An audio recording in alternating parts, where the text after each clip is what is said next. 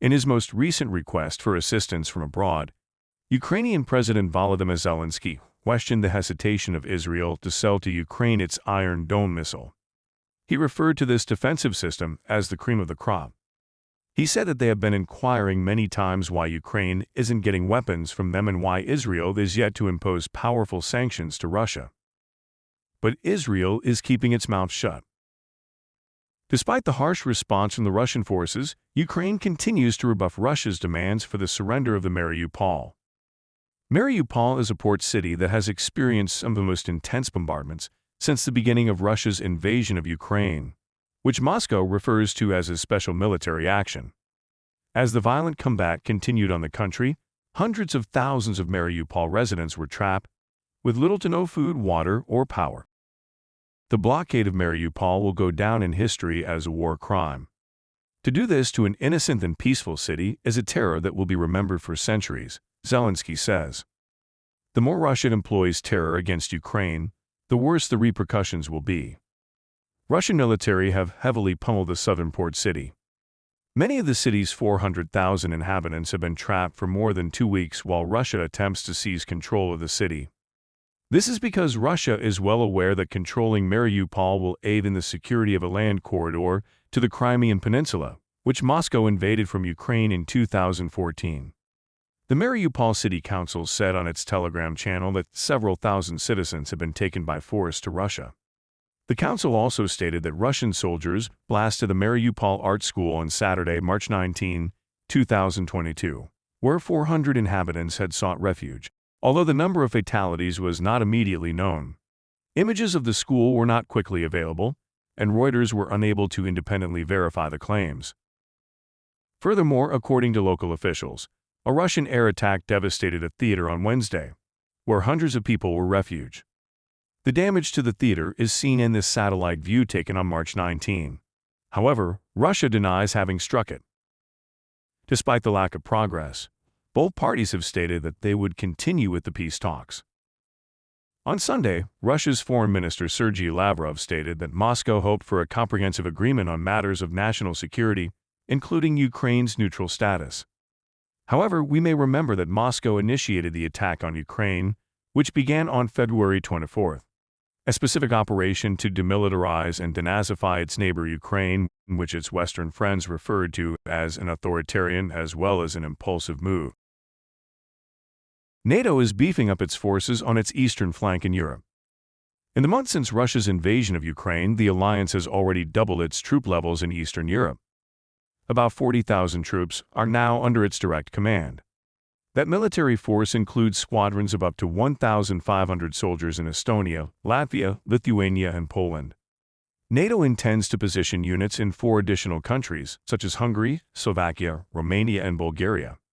Today, NATO leaders agreed to recalibrate the returns and defense for the long term in order to tackle a new security paradigm. They will have significantly more forces in the alliance's eastern portion at greater readiness. NATO claims that its long-term security environment has fundamentally changed and that they are reacting with more soldiers, more air assets, and more marine capabilities. Answering for the long term, U.S. President Joe Biden is in Brussels today to meet with European allies in person. He has pledged to support those fleeing the fighting in Ukraine and has stated new sanctions on individuals associated to the Russian regime. He has also remarked that Vladimir Putin has underestimated the tenacity and unity of NATO.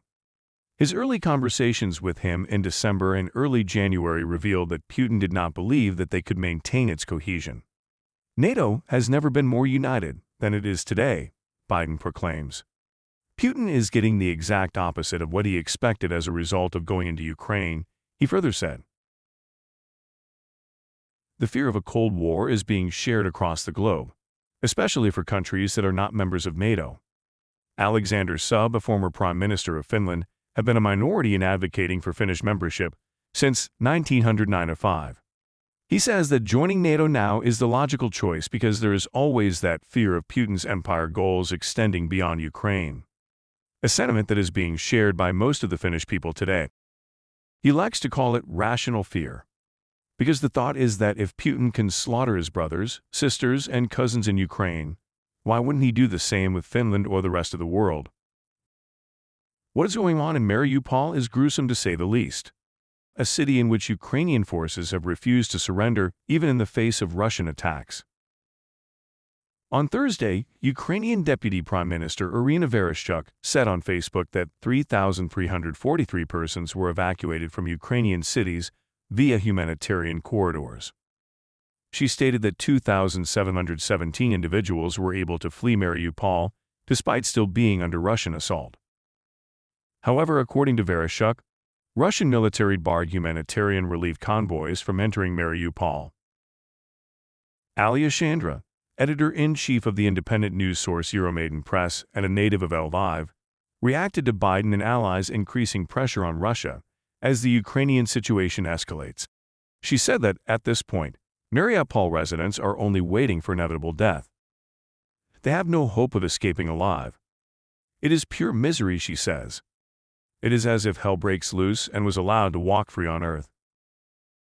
President Biden said that he witnessed the devastation in the children's eyes in the refugee camps, and as a reply, he offers that the United States will accept refugees.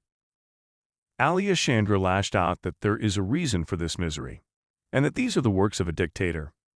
He has unleashed a bloody war on them, and unless the war is stopped, the consequences will grow.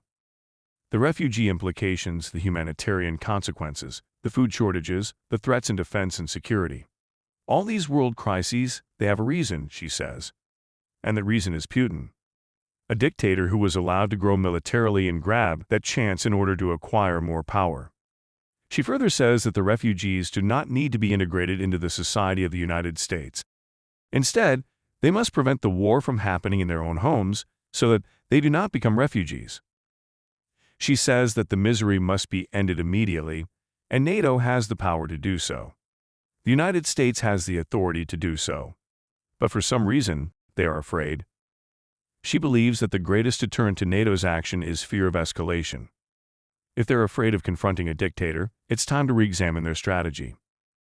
NATO's own strategic concept of 2010 states that the alliance will interfere when there is a circumstance that endangers the allies. Every evening, Russian propaganda talks about and discusses nuclear strikes against NATO countries. The hosts of the talk shows talk about it as if it is a normal point of discussion. To give you a perspective, 80% of Russians support an attack on countries in the European Union. How much longer is NATO willing to wait? Well, only NATO can answer that.